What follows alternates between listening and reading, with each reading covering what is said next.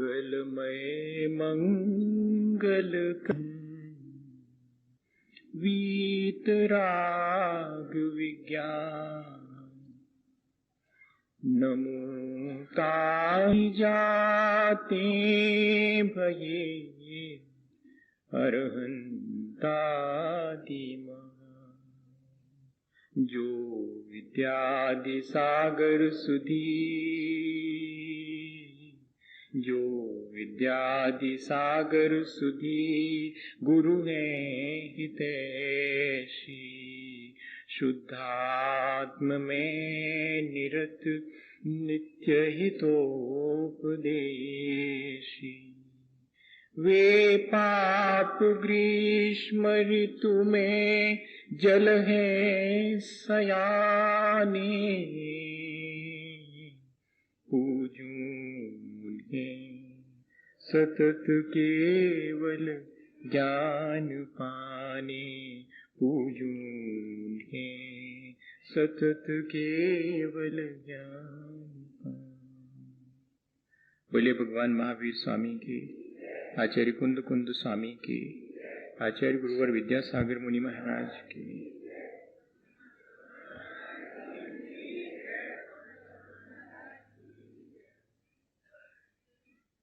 एक संसार जिसे हम अपनी खुली आंखों से देखते हैं और जिसे हम अपने हिसाब, तर्क और बुद्धि से मैनेज करने की कोशिश करते हैं,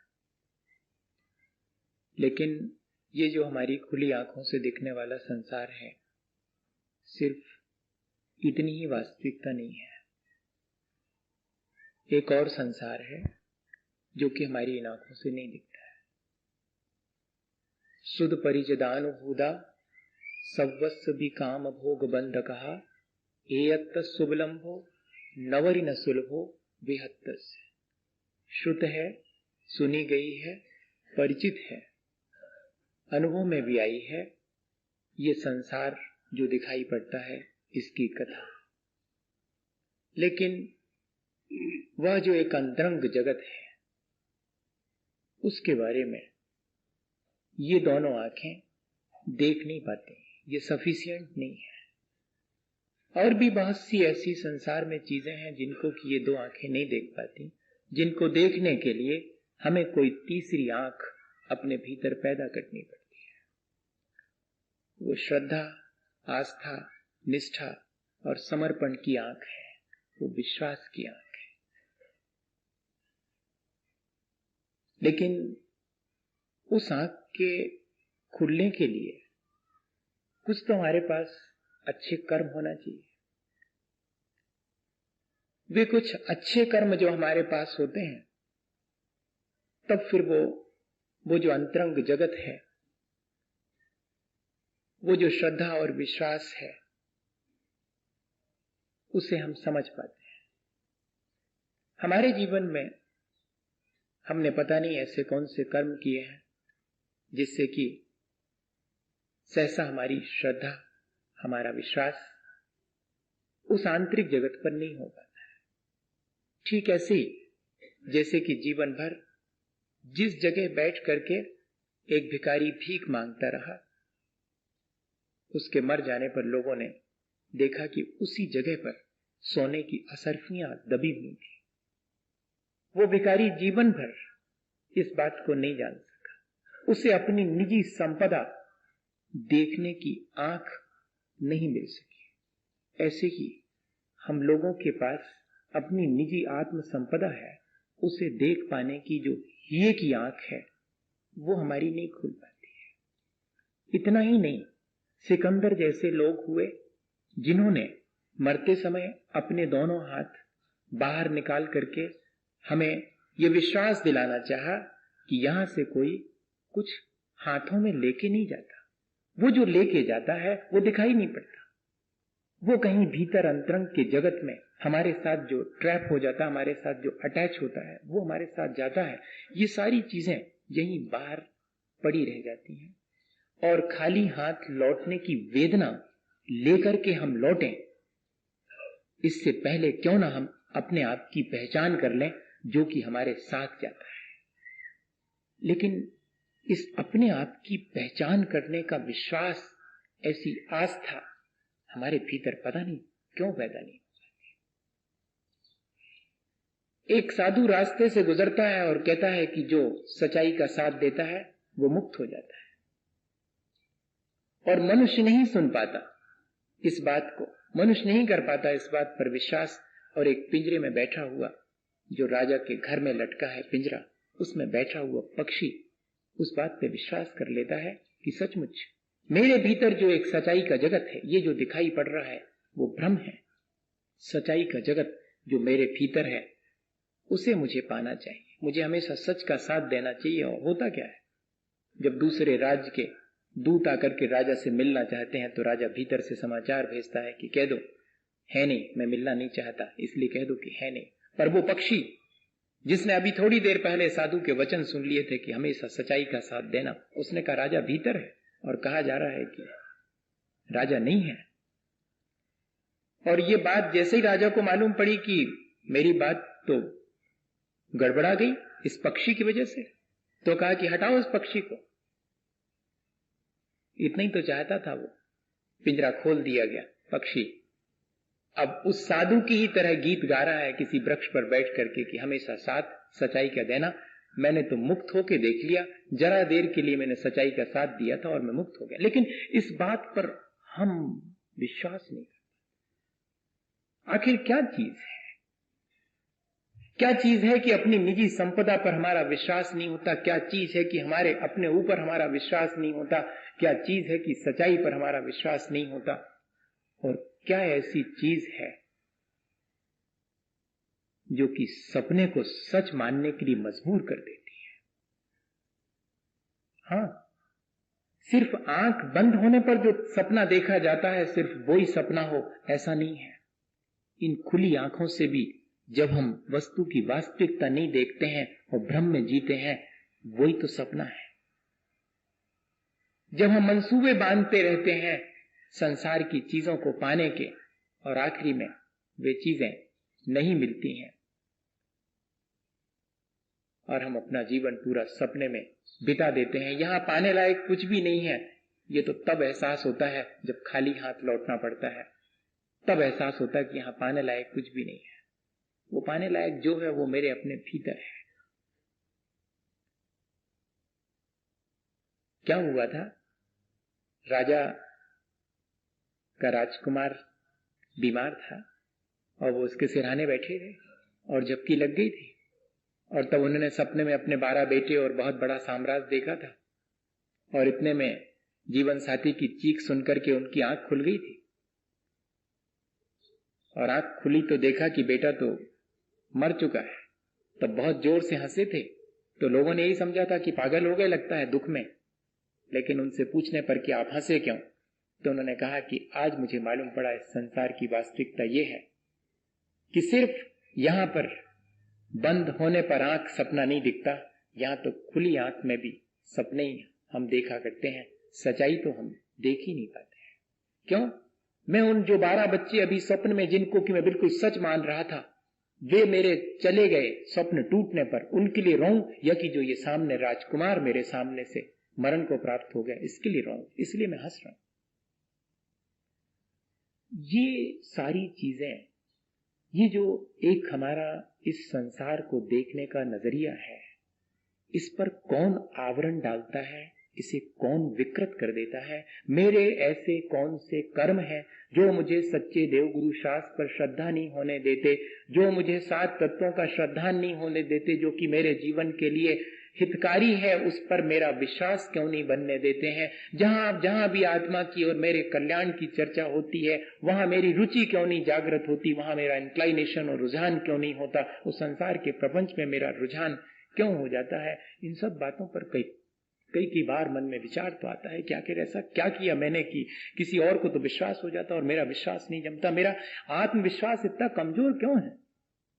ऐसा हम हमेशा अपने मन में विचार करते हैं। आचार्य भगवंतों के चरणों में बैठे तो वे समझाते हैं कि किसी और ने हमें अविश्वास में डाल दिया हो, हमारी श्रद्धा को खंडित कर दिया हो, या हमें हमारी आस्था को और निष्ठा को नहीं जमने दिया हो। ऐसा नहीं है, हमारे ही अपने कर्म हैं जो हमने अपने लिए मुश्किल में डालने के लिए किए हैं। भैया, और कर्मों के बारे में तो ऐसा है कि जैसे कि माँ ने 4 लड्डू बनाए हों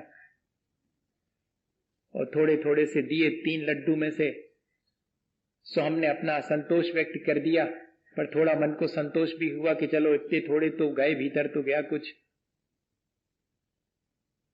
लेकिन उन 4 लड्डुओं में से 1 लड्डू पर किसी सर्प ने आकर के विष गिरा दिया है। अब बताइएगा कि वो पूरा लड्डू कोई हमें दे दे तो क्या हम खाना पसंद करेंगे? हमें वो 3 में से थोड़ा थोड़ा ही ठीक है, वो चौथा पूरा भी कोई दे दे तो हमें नहीं चाहिए। ज्ञान पर थोड़ा सा आवरण डल जावे, बाकी तो शयोपसम बना रहता है, सो थोड़ा बहुत जानने में आता है। दर्शन पर थोड़ा सा आवरण पड़ गया है, बाकी थोड़ा सा देखने में अभी भी आ रहा है। मेरे दान लाभ भोग उपभोग की सामग्री में बहुत आवरण पड़ा हुआ है, लेकिन थोड़ा सा तो मुझे अभी प्राप्त हुआ है। ये सारी तीनों चीजें थोड़ी थोड़ी तो प्राप्त हुई हैं, लेकिन एक सबसे ज्यादा खतरनाक है मेरा अपना मोह, जो कि मेरे पूरे जीवन को विषाक्त और विकृत कर देता है। मिलता पूरा का पूरा है, लेकिन वो पूरा का पूरा मेरे जीवन को विषाक्त कर देता है। वो मेरी श्रद्धा को भी विषाक्त कर देता है, वो मेरे आचरण को भी बिगाड़ देता है। दोनों प्रकार का है। मेरी श्रद्धा को विकृत करने वाला, मेरी श्रद्धा को ठीक जगह नहीं जमने देने वाला, बल्कि मेरी श्रद्धा को जहां मेरा अहित है उस पर मेरे विश्वास को जमा देने वाला, और जहां मेरा हित होता है वहां से मुझे रुचि ही जागृत नहीं होने देता। ऐसा भी एक मोहनी कर्म है। और एक मोह की वैरायटी यह है कि वो मेरे अपने आचरण को हमेशा बिगाड़ती रहती है। ये किसने मेरे लिए बांधे होंगे? किसी और ने नहीं। किसी और के बांधे कर्म हमें नहीं भोगना पड़ते। ऐसा होता तो बहुत सी मुश्किलें खड़ी हो जाती, और कई बार लगता है कि नहीं, बहुत आसानी भी हो जाती। लेकिन ये दोनों तरह की चीजें जीवन में नहीं है। जो हम बांधते हैं वही हम अनिवार्यतः भोगते हैं। इसलिए यदि हमारे भीतर श्रद्धा नहीं हो पाती, हमारे भीतर विश्वास नहीं जम पाता, हमारा आत्मविश्वास, अगर हमारा सेल्फ कॉन्फिडेंस नहीं है, तो इसके मायने हैं कि हमने कोई ऐसा दुष्कर्म किया है जिससे कि हमारे भीतर श्रद्धा की रोशनी जागृत नहीं हो पाती। और वो कौन सा कर्म है, वो कौन से परिणामों से मेरे भीतर संचित होता है, ये जान लूं, ताकि आगे उस कर्म को ना करूं, जिससे कि मेरी श्रद्धा मजबूत हो सके, जिससे विश्वास जम सके, जिससे कि मैं अपने आत्मविश्वास को बढ़ा करके अपना उद्धार कर सकूं, अपना कल्याण कर सकूं। केवली शुद्ध संग धर्म देवा वर्णवादो दर्शन मोह। मेरी दृष्टि को, मेरे नजरिए को प्रभावित करने वाला, सिर्फ प्रभावित ही नहीं, मेरे नजरिए को बिल्कुल विकृत कर देने वाला दर्शन मोह है। और सारा खेल इस संसार में दृष्टि का ही है। जैसा देखना चाहें वैसा दिखाई पड़ता है, जैसा है वैसा देखने के लिए तो आंख चाहिए, वरना इन 2 आंखों से तो जैसा हम देखना चाहते हैं वैसा दिखता है। एग्जैक्टली कैसा है वैसा देखने के लिए तो बहुत श्रद्धा की और विवेक की आंख चाहिए। जब हमारा मन राग द्वेष से युक्त होता है तब चीजें भली और बुरी जान पड़ती हैं। चीजें कैसी हैं ये नहीं जान पड़ता, चीजें भली हैं या कि बुरी हैं। आकाश नीला है, लेकिन कभी हंसता मालूम पड़ता है, कभी रोता मालूम पड़ता है। जब हमारा जी अच्छा नहीं होता तो एक एक चीज ऐसी मालूम पड़ती है जैसे कि सब उदास हो, और जब हमारा मन प्रफुल्लित होता है तो उदास व्यक्ति भी हंसता हुआ जैसा जान पड़ता है। ये सारा का सारा खेल हमारी अपनी दृष्टि का, और इसी दृष्टि को विकृत कर देने वाला मेरा कोई कर्म मेरे भीतर बैठा हुआ है। मैं जरा उसको देख तो लूं। मैं तो अपनी आंख को ये मान के चलता हूं कि मेरी आंख बिल्कुल ठीक देखती है, लेकिन इन दो आंखों से ही सब कुछ देखा जाता हो ऐसा नहीं है। आंख तो सिर्फ जो आंख से दूर है उसे देख पाती है, आंख में पड़े हुए को तो आंख भी नहीं देख पाती। देख पाती है क्या? आंख तो एक दूरी की चीज, जो हमसे जितनी चीज दूर है और हमारी आंख की सीमा में है वो हम देख पाते हैं, पर आंख के अत्यंत निकट हो और आंख में ही पड़ी हो कोई चीज तो नहीं दिखाई। हम अपने आप को नहीं देख पाते हैं और बाकी सारी दुनिया को देख पाते हैं। ये क्या चीज है जो कि हमें खुद अपना परिचय नहीं होने देती? ऐसा कौन सा कर्म है? यही है जो दृष्टि को विकृत बनाने वाला मोह है, जो हमें चीजों को राग द्वेष से युक्त होकर के देखने को मजबूर करता है, जबकि हमें वीतराग भाव से चीजों को, और वीतराग भाव से ही देखने पर चीजें ठीक दिखाई पड़ती है, राग द्वेष से देखने पर तो चीजें दिखाई ठीक नहीं पड़ती।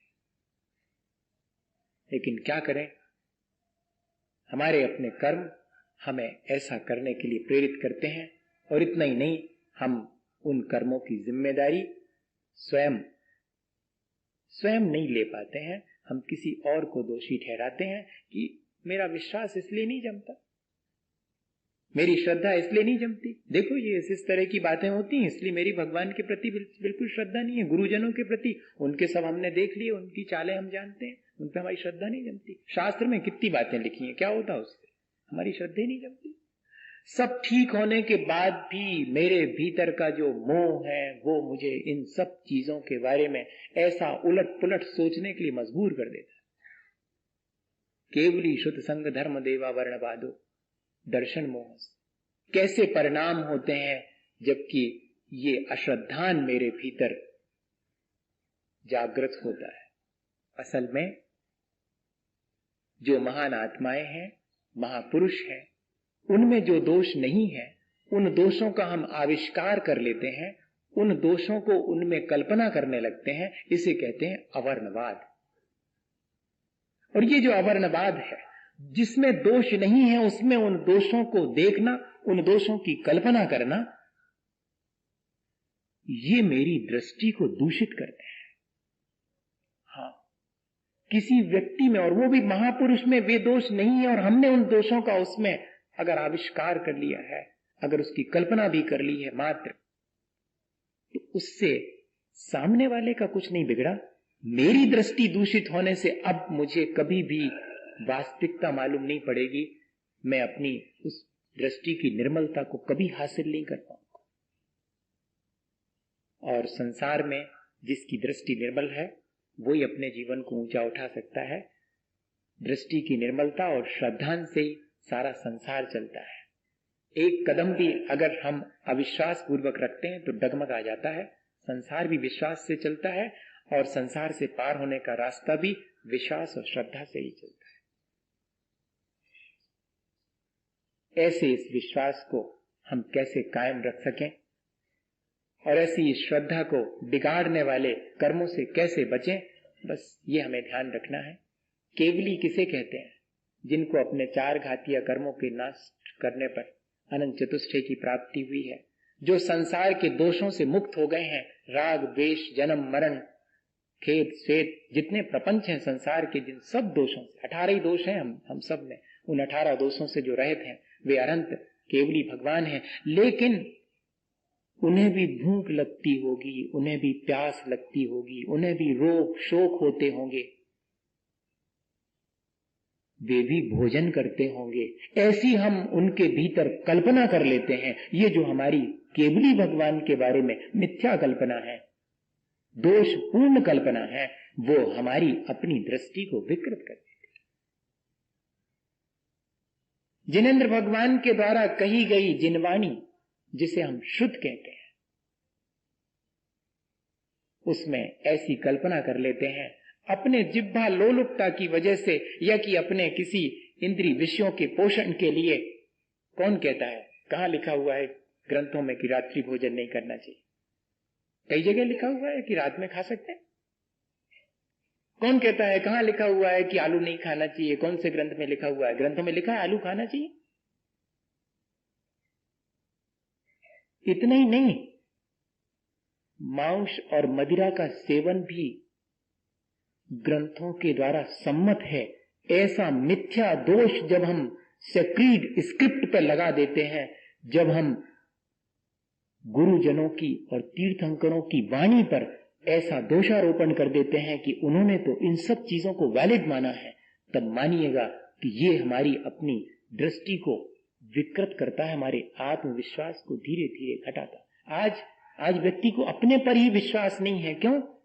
क्योंकि जिन पर हमें विश्वास करना था उन पर ही हमारा विश्वास नहीं है, तो अपने ऊपर विश्वास कैसे जाकर?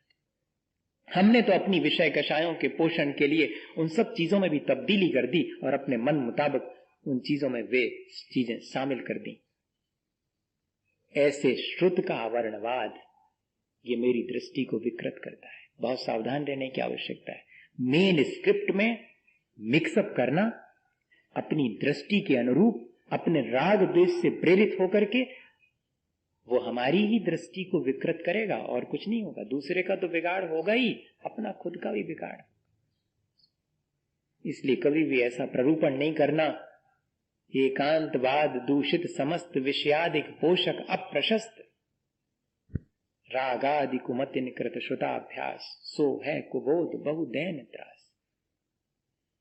कभी भी ऐसा नहीं करना, ऐसा प्ररूपण नहीं करना जिससे कि विषय कषायों का पोषण हो, और वो भी धर्म के नाम पर। बहुत सावधानी की, जिससे वैराग हो, जिससे कि संसार से पार होने का रास्ता मिले, वो ही कहना। क्योंकि हमारे कल्याण करने वाले गुरुजनों और तीर्थंकरों ने वही कहा है, वे कभी हमें संसार में भटकाने वाली चीजों में लगने के लिए प्रेरित नहीं करेंगे। लेकिन क्या करें, हमारी अपनी लोलुपता, हमारा अपना स्वार्थ, उनके माध्यम से हम अपनी बात को कह देते हैं। इससे क्या होगा, कल के दिन हमें फिर निर्मल दृष्टि नहीं मिलेगी, निर्मल ज्ञान नहीं मिलेगा, हमारी दृष्टि हमेशा विकृत ही बनी रहेगी। क्योंकि हमने दूसरे जो निर्मल चरित्र था उसमें दूषण लगा दिया, जो निर्मल वाणी थी भगवान की उसमें हमने दूषण लगा दिया। अब कभी हमें सच्ची वाणी का स्वाद नहीं मिलेगा। बहुत सावधानी की आवश्यकता है। केवली शुद्ध और संघ, संघ किसे कहते हैं? मुनियारी का, श्रावक श्राविका, चतुर्विध संघ है, संघ समूह है, सज्जनों का समूह ही संघ है। उन सज्जनों पर जो कि अपने आत्म कल्याण में लगे हुए हैं, वास्तव में जो सज्जन है और अपने आत्म कल्याण में लगे हैं, उनकी बात कह रहा हूं। अकेला वेश धारण कर लेने से कोई सज्जन नहीं होता, ना कोई साधु होता। जो अंतरंग में साधुता को अपना चुका है, उसकी उस साधुता को न देख करके ये कहना कि अरे इनके पास खुद ही तो खाने पीने को नहीं है, खुद ही तो शरीर पे कपड़ा लगता नहीं है जी, अब ही तो संसार में दुखी दिखाई पड़ रहे, आगे का इनको सुख मिले।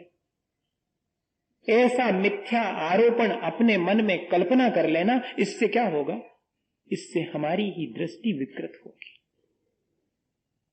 जो दोषी है उसके दोष देखना तक वर्ज है, और जो निर्दोष है उसमें दोषों का आरोपण कर देना, वो तो फिर अपने जीवन को नष्ट करने का उपाय ही है साक्षात, उसमें तो कोई बात ही नहीं।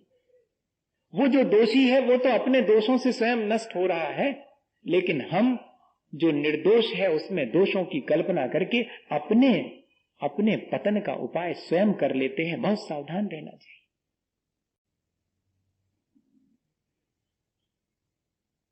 तो केवली शुद्ध और संघ, इन तीनों में दोष कैसे लगा देते हैं हम, और कैसे अपनी दृष्टि को विकृत कर लेते हैं। और फिर संघ के बाद धर्म और देव, ये दो और बचे। धर्म कौन सी चीज है? धर्म के मायने है अहिंसा, धर्म के मायने है वीतरागता। धर्म तो सूरज की रोशनी की तरह है, जितना हम खिड़की खोलेंगे, दरवाजा खोलेंगे, हमारे तक भीतर आएगा। वो किसी की बपोती नहीं है। अहिंसा किसी की बपोती है क्या? धर्म इतना व्यापक और इतना विशाल है, लेकिन ये कह देना कि जितने लोग इस अहिंसा धर्म का पालन करते हैं, इस वीतरागता का पालन करते हैं, वे सब मर करके खोटी जगह जाते हैं। बताइए, धर्मात्मा जो धर्म का पालन करते हैं उनकी बड़ी दुर्गति होती है।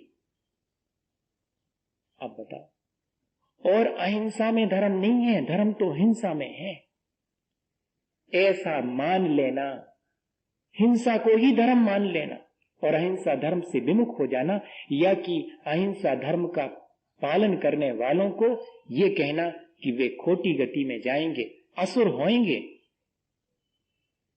ये क्या है? ये हमारी अपनी, अगर हमारी श्रद्धा नहीं जम पा रही है तो ध्यान रखना हमने ऐसा ही उपद्रव किया होगा अपने जीवन में, आज भले ही हम अच्छे हैं, हाँ ये किया होगा, इसलिए हमारा विश्वास, हमारी श्रद्धा दृढ़ नहीं हो पाती, हमें दृष्टि की निर्मलता जिसको सम्यक दर्शन कहते हैं, जिससे कि संसार से पार हुआ जाता है, वो चीज नहीं मिलती। मेरे अपने खोटे कर्म भी मुझे देखना चाहिए। आज अगर वर्तमान में जो हम कहते हैं कि हमारा सेल्फ कॉन्फिडेंस जरा लूज हो जाता है, जरा आत्मविश्वास बताने की कोई, बढ़ाने की कोई प्रक्रिया तो बताओ। किताबें निकल रही हैं, मिलियंस ऑफ मिलियन किताबें बिक रही हैं इस बात के लिए कि आप अपने फेथ को, आप अपने पॉजिटिव एटीट्यूड को कैसे मेंटेन करें, अपने नजरिए को कैसे बदलें और अपना आत्मविश्वास कैसे बढ़ाएं। क्योंकि सक्सेस के लिए तो पहले नंबर जरूरी है कि आपको आत्मविश्वास होना चाहिए। और उस आत्मविश्वास के लिए क्यों कम हो गया आत्मविश्वास, क्यों आत्मा में रुचि कम हो गई, उसके लिए मैंने कौन से खोटे कर्म किए थे, इस पर विचार करना चाहिए। मैंने अहिंसा को धर्म मान लिया होगा, मैंने अहिंसा का पालन करने वालों की दुर्गति हो जावे ऐसा विचार किया होगा। इसलिए आज मेरा अपना विश्वास मेरे ही ऊपर नहीं है। और देव किसे कहते हैं? स्वर्ग के देवों को देव कहते हैं। जिनेंद्र भगवान को भी देव कहते हैं, लेकिन स्वर्ग के देव भी देव कहलाते हैं। जिनेंद्र भगवान के बारे में, अनंत भगवान के बारे में, वीतरागी भगवान के बारे में तो दोषों की कल्पना करनी ही नहीं चाहिए। यहां तक कि जो स्वर्ग में रहते हैं देव, उनके बारे में भी मिथ्या कल्पना नहीं करनी चाहिए। क्या कल्पना करते हैं कि ये जो देवी देवता हैं ये तो मांस खाते हैं, शराब पीते हैं, सुरापान करते हैं और देवांगनाओं का निरंतर जो है भोग करते रहते हैं।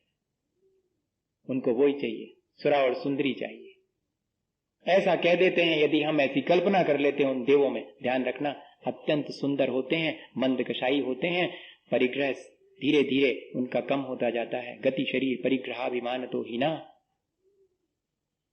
उसमें से अधिकांश तो सम्यक दृष्टि होते हैं।